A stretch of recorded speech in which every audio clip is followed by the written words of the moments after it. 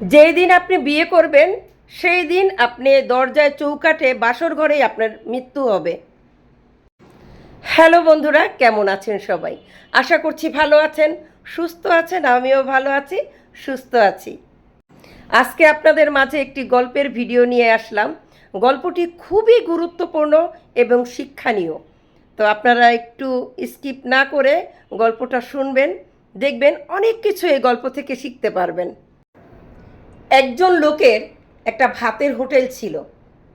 তো সেই হোটেলে প্রত্যেকটা দিন দুজন লোক এসে খেয়ে যেত, কিন্তু তারা কোনো টাকা দিত না। তো একদিন ওই লোকের, যার হোটেল, তার খুব লস হচ্ছে। তখন সে ভাবলো, এই দুজন লোক প্রত্যেকটা দিন আমার হোটেলে এসে খেয়ে যায় কিন্তু টাকা দেয় না, আজকে তাদের কাছে টাকা চাইব। তো আজকেও তারা আসলো, তারা খাবার খেয়ে চলে যাচ্ছে। তখন সেই লোকটা বলল, ভাই, আপনারা যে প্রত্যেকটা দিন আমার হোটেলে খেয়ে যান, আমার হোটেলে একটু লস চলতেছে, তো আমার টাকাগুলি দিয়ে যান।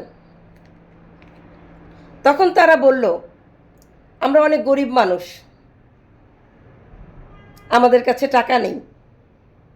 তখন সে বলল, তাহলে কাউকে ফোন দেন, ফোন দিয়ে ডেকে এনে আমার টাকাটা দেন। তারা বলল, আমরা তো মানুষই না। তখন সে বলল, আপনারা মানুষ না, তাহলে ভাত খান কি করে? বলে, আমরা ভাত খেতে পারি, কিন্তু আমরা তো মানুষ না, আমরা হলাম ফেরেশতা। তখন ওই হোটেলওয়ালা রাগ করে বলল, দেখেন, টাকা দিবেন না দিবেন সেটা আপনাদের ব্যক্তিগত ব্যাপার, কিন্তু ফেরেশতা নিয়ে মশকরা করবেন না। তখন সেই লোকেরা বলল, সত্যিই আমরা ফেরেশতা? আপনারা যে ফেরেশতা, তাহলে আমি কি করে বুঝবো? তারা বলল, আগামীকাল সকাল 10টায় তোমার দাদা মারা যাবে। তখন সে আর এই কথাটা কানে দেয় নাই, মনে করছে যে হয়তো বা তারা একটা মশকরা করেছে, কানে দেয় নাই, এই কথাটা গুরুত্ব দেয় নাই। তখন তারা চলে গেছে। পরের দিন সকাল 10টায় তার দাদা মারা গেছে।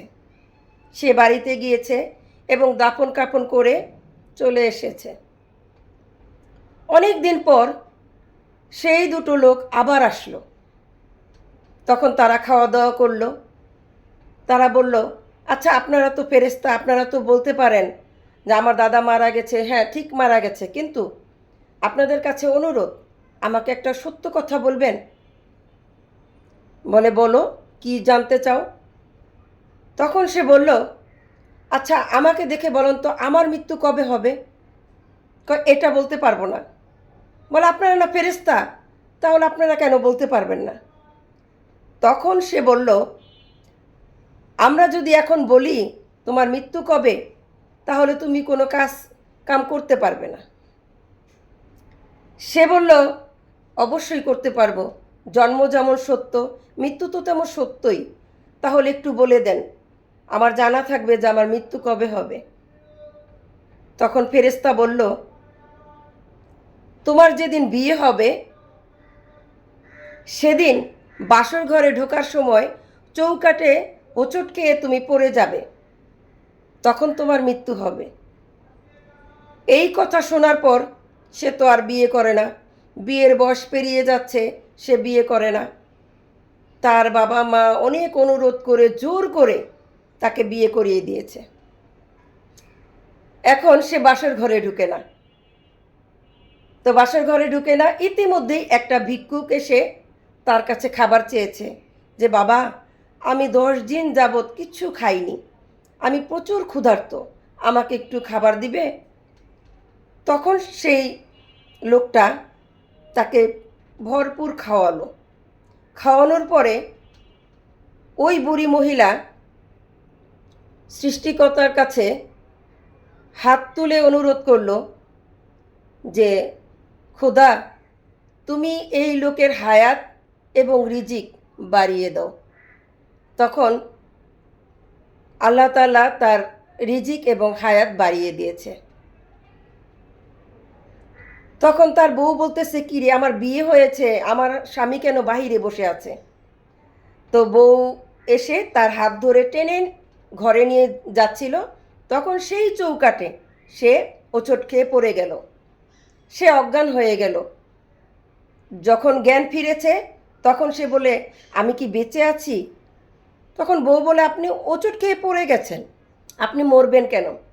এখন এই কথা তো কাউকে বলতে পারে না যে আমাকে এক আজরাইল বলেছে, ফেরেশতা বলেছে আমার মৃত্যু বাসর ঘরে চৌকাঠে দরজার চৌকাঠে পড়ে আমার মৃত্যুবরণ করতে হবে, এই কথা কাউকে বলতে পারে না। তখন সে মারা যায়নি এবং একটু পরেই দেখে বাহিরে দুজন লোক হাসাহাসি করতেছে। তখন সে বলল, এত রাতে কে হাসাহাসি করতেছে? বাহিরে গিয়ে দেখে সেই দুজন লোক ওই ফেরেশতা।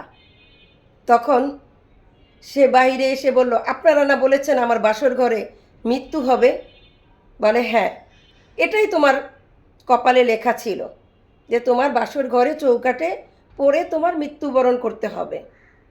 কিন্তু তুমি যে একটু আগে একজন ভিখারিকে খাইয়েছ, সেই ভিখারি আল্লাহর কাছে মোনাজাত করে হাত তুলে দোয়া করেছে তোমার হায়াত এবং রিজিক যেন বাড়িয়ে দেয়।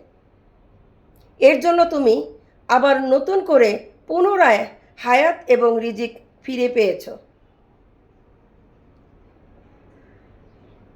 তাই ওই লোকটা খুবই খুশিতে আত্মহারা।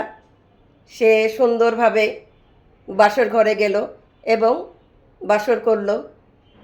এই গল্প থেকে আমরা শিক্ষা পাচ্ছি এটাই যে কাউকে উপকার করলে সে যে দোয়া করবে, সেই দোয়ায় আপনার রিজিক এবং হায়াত দুটোই বেড়ে যাবে।